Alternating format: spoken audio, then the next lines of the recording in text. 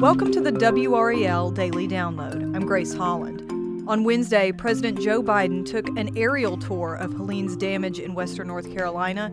He also deployed 1,000 Fort Liberty soldiers to help with the response there. The damage is still being assessed, and many people are still unaccounted for. So I'm here to say the United States, the nation, has your back. Our WRAL crews are on the ground covering the relief and recovery efforts. WRAL Meteorologist Chris Michaels is reporting on many high country communities in places like Avery County. He joins me by phone. Chris, thanks for being here. Yes, thank you for having me. So where are you talking to us from? So right now I am inside Cranberry Middle School. This is in Newland, which is a small town in Avery County. And they've been kind enough to let us do our work from here as we prepare for some of the Wednesday evening newscasts. You know, for you guys, I would imagine that finding places to edit with the internet signal and stuff is probably difficult, right?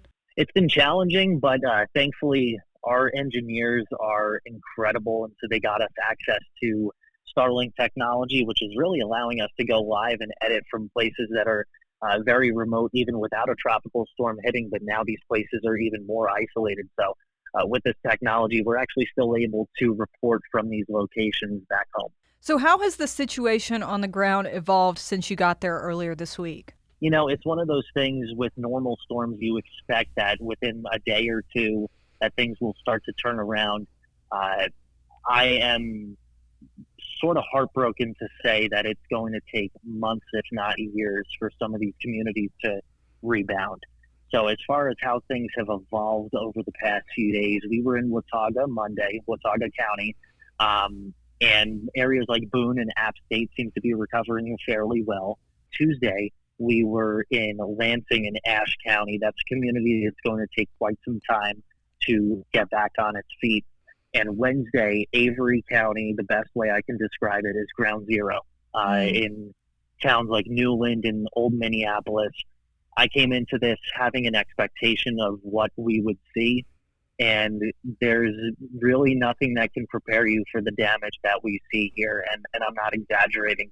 I've covered wildfires, I've covered EF4 tornado damage. This, in some places, looks like a war zone, and it's going to take a long time, a lot of time, and a lot of effort from people, not just in these mountains, to really get back on their feet. Yeah. Can you tell me a little bit more about those communities that you were able to check on Wednesday and sort of what you're seeing? I know it's hard to put it into words, but maybe just some examples of what you've seen. Sure. So we started out Wednesday in Banner Elk, and upon driving into Banner Elk, we had to navigate around a road that had lost pavement. It was now dirt and rocks and everything, but we navigated around to the police department. From there, we went right down the road to Lee's McRae College. The students there are not coming back until at least the end of October. What we saw there was tree damage that I think you would see with most severe thunderstorms. It was bad, but it was nothing that I hadn't seen before.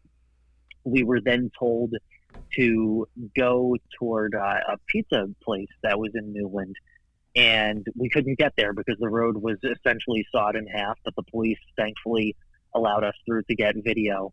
And a gentleman there who was working with the power crew came up to me and said, "You need to go to Newland to Cranberry Middle School. My cousin works there, and that's where you need to be in order to see real people."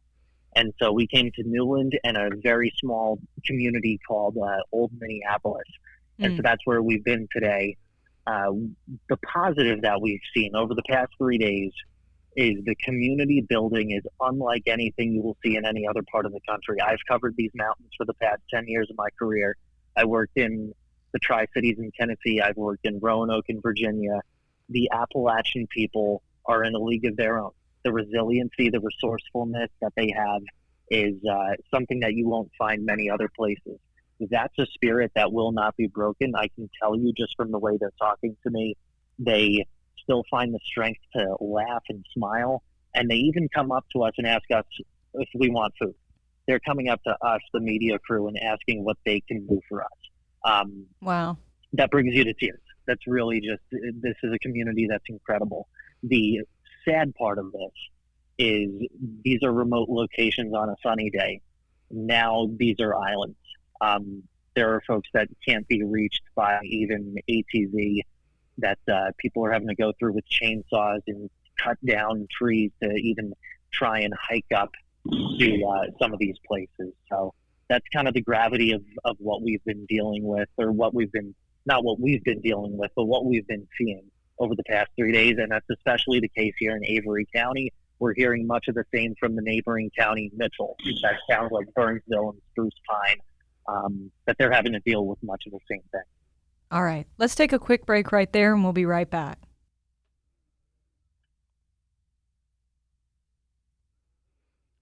Chris, before the break, you were talking about just how remote some of these communities are as these response efforts are happening, but you also talked about the resiliency and resourcefulness of the folks in Appalachia. How do these people there feel about the response so far from the government and different aid groups that have come in? So one of the things that we found in Ashe County, and here too in Avery County, is this sense of feeling forgotten, especially when it comes from a national scope of national media coverage.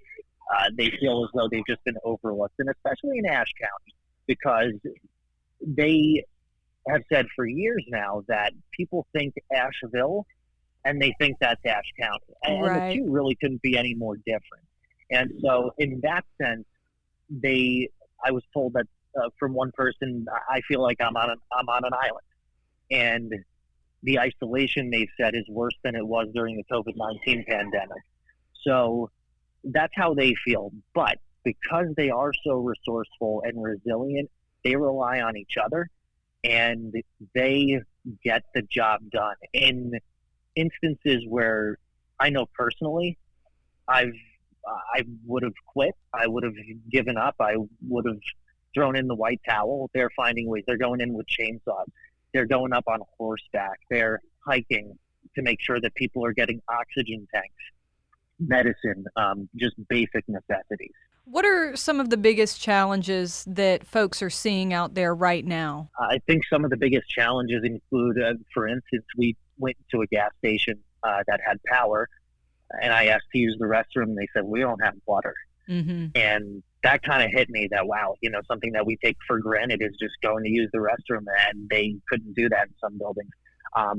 I think really the main challenge that they're facing is how cut off some of these communities are.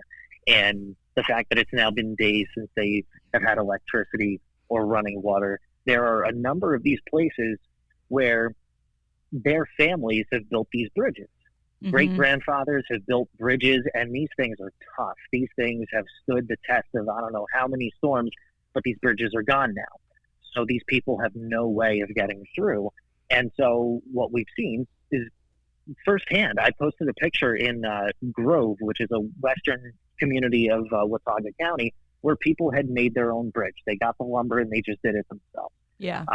So it's really the remoteness that is, it's a draw to living here, is the remoteness and the mountains and how beautiful they are. But no one ever expected that remoteness would play out like this. And I know you said people have asked you this question, but how are you holding up, and how are you reflecting on what you've seen so far? Wednesday has been the toughest day. We heard a story of a little boy who watched as his mom got taken away by a mudslide, and that's when I broke. I think these past 3 days we've realized the toll that each and every county has taken. Mm-hmm. And it's been a cumulative kind of thing where I kind of told myself, I'll handle the emotions at another time, but right now it's time to work and tell these people's stories. And so that's been a little bit of a challenge Wednesday. But aside from that, it makes you thankful for what you do have. My family's all in Wake County, and the first thing I want to do is go home and just hug them. Yeah. And, it really makes you feel very blessed and fortunate for the things that you do have. So we're holding up. We're doing good. There have been a number of people on social media who have reached out to me to extend their prayers, and I appreciate that. But the people here need that a lot more than I do. I'm just a guy that goes on camera and tells their story. These people they've got to live with this for quite some time.